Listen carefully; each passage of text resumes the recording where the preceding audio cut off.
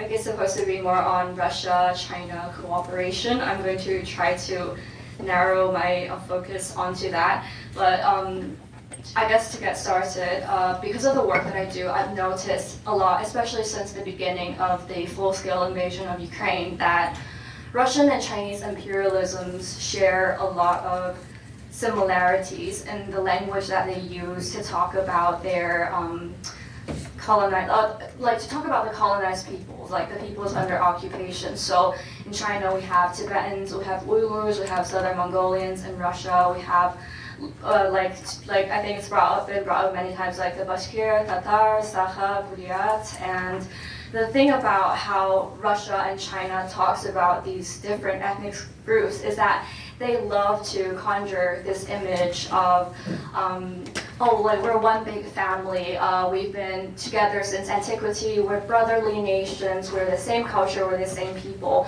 Literally, I know that Russia loves to use like Ruski Mir, and like China loves to say like 中华民族伟大复兴. Like all of these are basically ethno-nationalism of the dominant ethnicity. So in Russia, ethnic Russians, and in China, ethnic Han Chinese.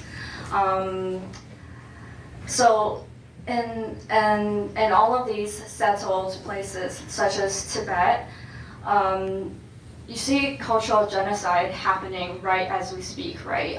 Russia and China, they both implement similar language policies to eradicate indigenous languages and to slowly kind of take apart like cultural structures, historical structures, to assimilate all of these different nations into one.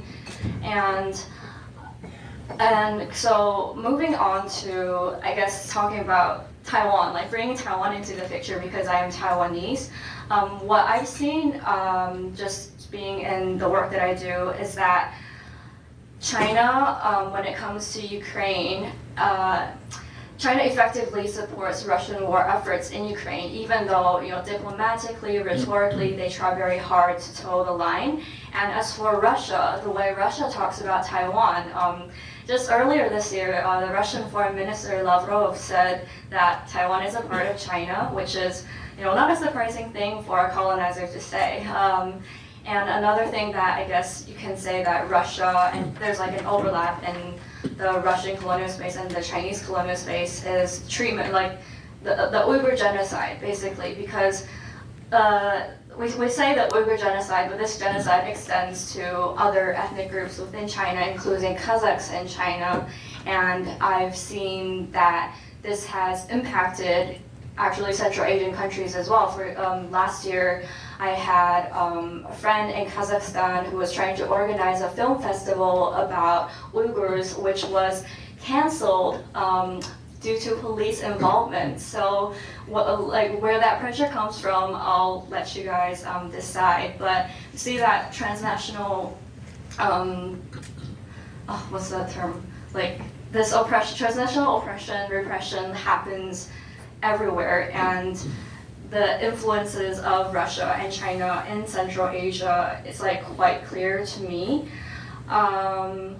In terms of formal channels of cooperation, there's a lot of institutions now that are basically projects that of collaboration between China and Russia. So you have BRICS, you have I guess like the CSTO, SCO, these things, Belt and Road Initiative, that are effectively neo-colonial projects if you really go into it. And this is, like, they also have this similar neo-colonial presence in African countries. So both Russia and China, though China now China now I think has more influence in Africa because they have more money, I guess. But they build infrastructures in African nations and kind of trap them into this diplomacy where the African nations, the locals, are dependent on them for resources, and then like they can set expectations from local peoples, and so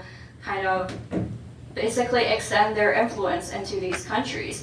And another commonality is that you see China exploiting resources and Congo, for example, similar to the way that they exploit resources in Tibet, which they themselves occupy.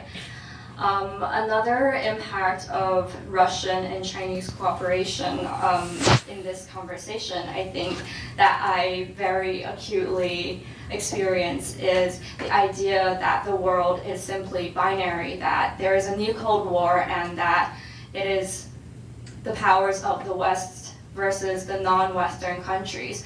And so in doing so, China and Russia both are very good at co-opting the language of decolonization itself, despite themselves being colonizers. You see Chinese officials, Russian officials love to use whataboutism when asked about human rights abuses within their own borders. They'll be so if you ask a Chinese official about Uyghurs and the genocide, they might say something like they'll deflect and then they'll bring it back to the U.S. and Canada and the genocides that have happened there as well. This kind of whataboutism is very, very common in these spaces.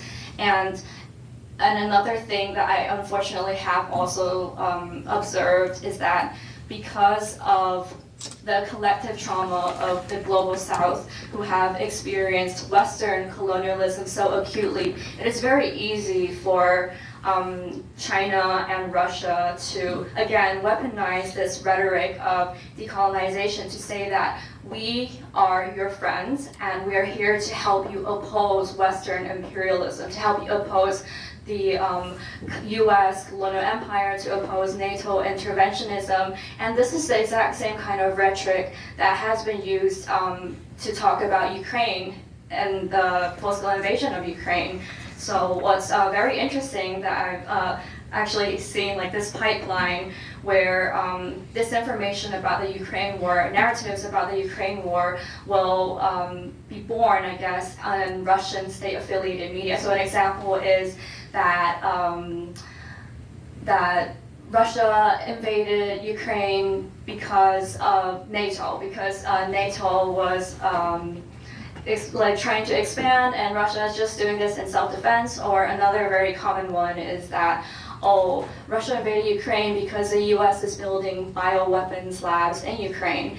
And these exact same phrasings, these phrases, these narratives that are used in Russian media, like I've seen it in Sputnik, they get picked up by Chinese media, by Chinese state media. They're translated into Chinese, and then somehow Taiwanese media picks up on the Chinese media. And in Taiwan, most of the Chinese narratives that get adapted over generally comes from more pan-blue, pro-KMT, pro-Chinese content creators. So it's very interesting to see how, on some level, even though this is not explicit formal cooperation between Russia and China, it's implicit and it just happens naturally. Their discourses get tangled together and they both try to expand their influences, I guess.